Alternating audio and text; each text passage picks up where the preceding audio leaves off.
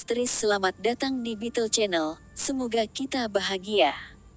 Jangan lupa subscribe, like, komen dan share agar channel ini semakin berkembang. Terima kasih. Bab 1291. Namun, keuntungan ini tidak berarti apa-apa bagi Jasper. Ekspresi Scott berubah dan dia tiba-tiba menarik napas dalam-dalam untuk berkata, "Lihat, Jasper. Saya akui bahwa saya seharusnya tidak menyakiti orang-orang Anda. Sekarang kita seimbang. Aku datang ke sini untuk membicarakan bisnis denganmu. Bagaimana kalau kita bernegosiasi?" Jasper menjawab dengan tenang, "Bisnis. Saya belum pernah melihat orang yang mengaku berada di sini untuk bisnis mulai memukuli orang begitu mereka melewati pintu." "Jasper," Scott meninggikan suaranya. "Anda mungkin kaya dan perusahaan JW mungkin kuat, tetapi Anda menghabiskan 100 juta untuk mengakuisisi perusahaan investasi hilir di kota Teva. Anda tidak akan mendapatkan apa-apa dari membuat musuh keluar dari saya. Tidakkah kamu setidaknya tahu itu?" Jasper mengerutkan alisnya. Pikiran Scott berpacu sekarang. Sepertinya dia bukan pemula yang lengkap. "Tentu, kalau begitu. Bagaimana Anda ingin berbisnis?" Jasper bertanya dengan tenang. Ekspresi Scott berubah bersemangat ketika dia melihat Jasper mau bernegosiasi. "Sederhana. Saya ingin setengah dari saham perusahaan investasi hilir. Kemudian saya akan memastikan bahwa bisnis hilir berjalan lancar di sini di kota Teva dan tidak ada yang berani membuat masalah bagi kita." Jasper terkekeh ketika mendengar Scott. Scott merasa hatinya bergetar ketakutan melihat tawa Jasper dan bertanya dengan muram, "Apa yang kamu tertawakan? Apa artinya ini?" "Aku menertawakan betapa tidak realistisnya mimpimu." Jasper tidak pernah berencana untuk bermitra dengan Scott sejak awal. Dia memahami anak-anak dana perwalian seperti Scott terlalu baik. Semua yang dipikirkan orang-orang ini sepanjang hari adalah bagaimana berbohong dan menipu. Satu-satunya alasan mereka berhasil adalah karena orang-orang yang bernegosiasi dengan mereka sebelumnya takut dengan latar belakang dan kekuatan keluarga mereka. Seiring berjalannya waktu dan jumlah bisnis di bawah kendali mereka tumbuh, anak-anak dana perwalian ini mulai menerima kesuksesan mereka begitu saja. Namun, tindakan ini tidak berguna di depan Jasper. "Saya menghabiskan 100 juta untuk mengakuisisi perusahaan itu dan Anda hanya akan meminta saya untuk setengah saham begitu saja. Kamu pikir kamu siapa?" Ekspresi Scott menjadi dingin ketika dia mendengar kalimat Jasper. "Jasper, jangan lupa bahwa kota Teva masih milik keluarga Covington saya. Jika keluarga saya tidak setuju, apakah Anda pikir Anda akan dapat melakukan bisnis di sini seperti yang Anda inginkan?" Jasper terkekeh dan menjawab dengan dingin, "Itu masalah yang mudah untuk dipecahkan. Jika Anda tidak setuju, maka saya akan menyingkirkan Anda. Jika keluarga Covington tidak setuju, maka saya akan menyingkirkan mereka. Bukankah semua masalahku akan terpecahkan?" Scott melebarkan matanya mendengar apa yang didengarnya.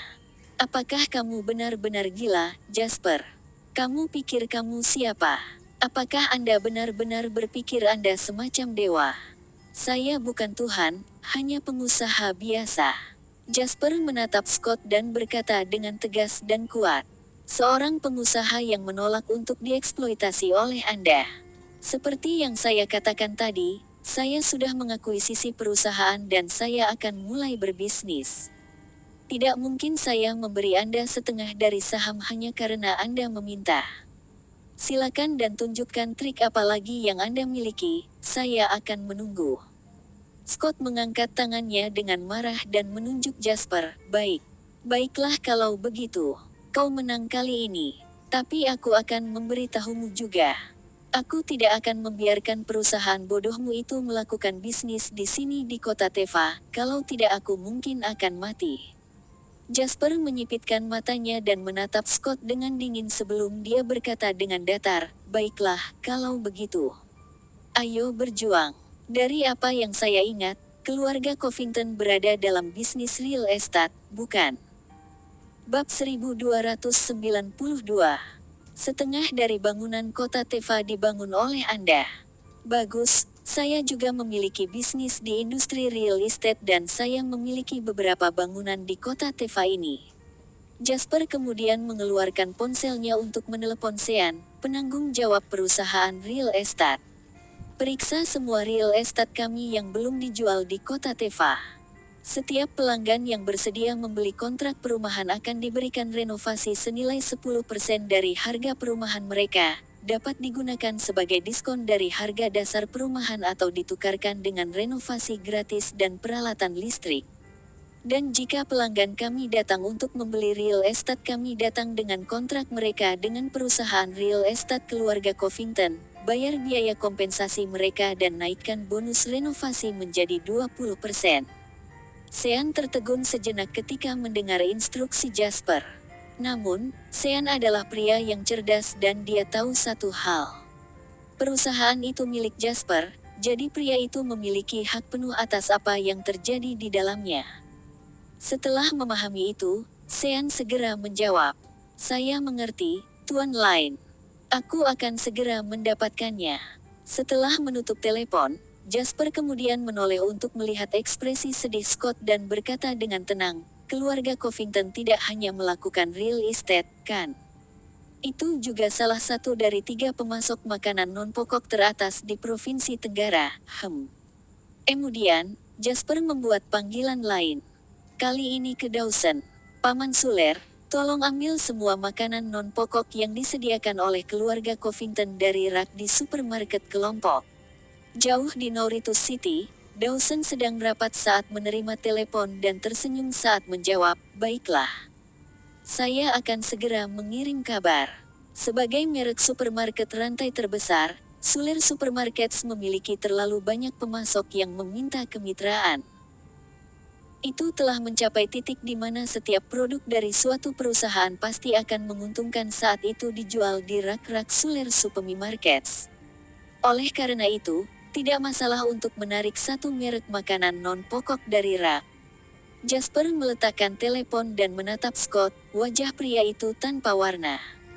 Jasper menuntut dengan tenang, "Beritahu saya industri lain apa yang melibatkan keluarga Covington yang mendominasi di kota Teva ini." Sudut mulut Scott berkedut. Dia tidak bisa mengatakan apa-apa, tetapi keringat dingin mulai mengalir di dahinya.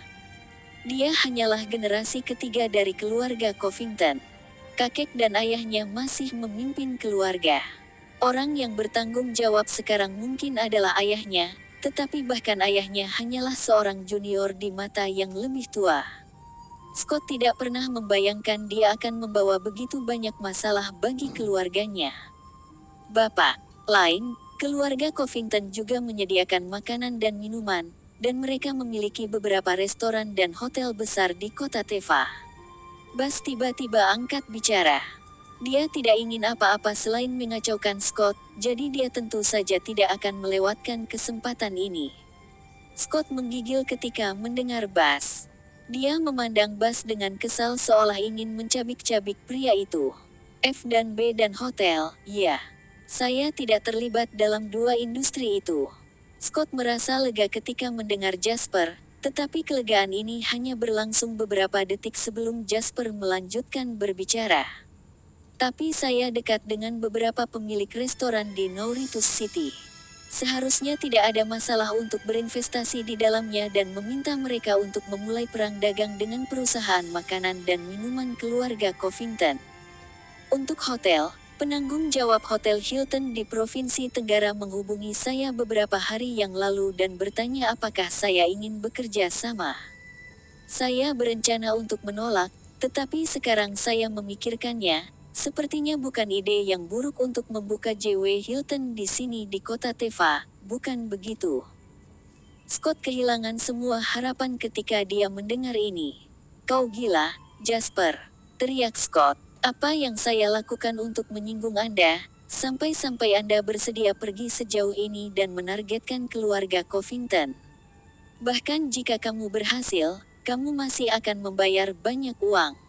Jasper terkekeh dan bertanya, "Apakah ini banyak uang?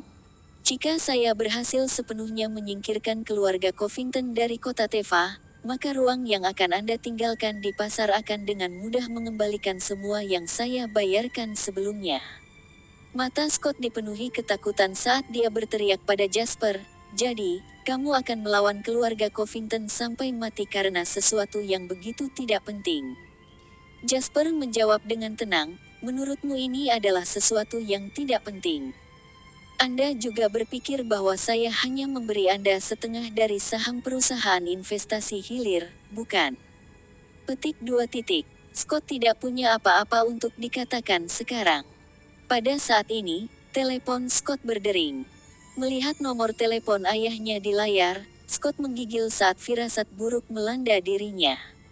Scott mengabaikan keinginan kuat untuk melempar telepon dan bersembunyi, lalu mengumpulkan keberanian untuk mengangkat telepon. "Scott, siapa yang kau sakiti?" Ayah Scott, Emmett, juru bicara keluarga Covington saat ini, berteriak melalui telepon.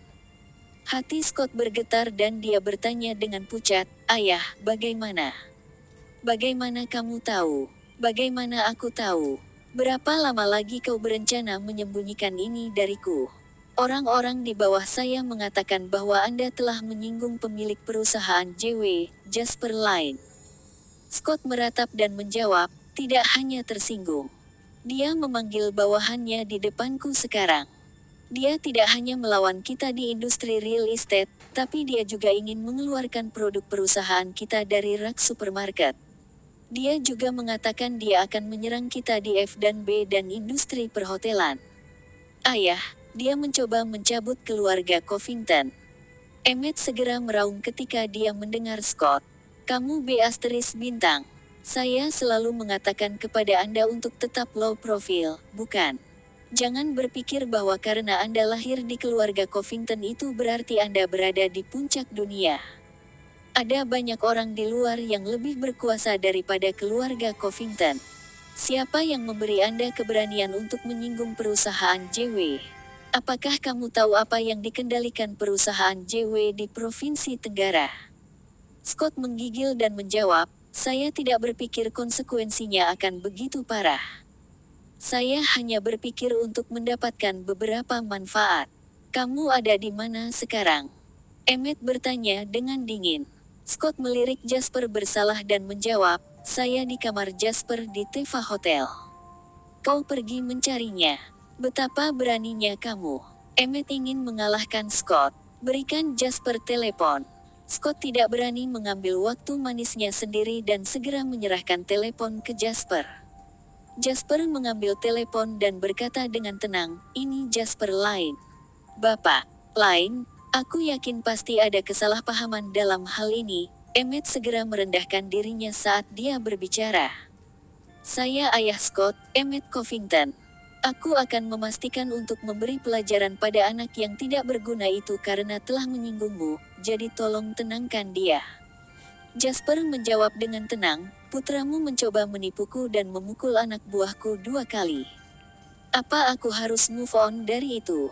Emmett terdiam sesaat sebelum dia menjawab, "Tuan Line, ada beberapa hal yang tidak bisa dikatakan dengan jelas melalui telepon.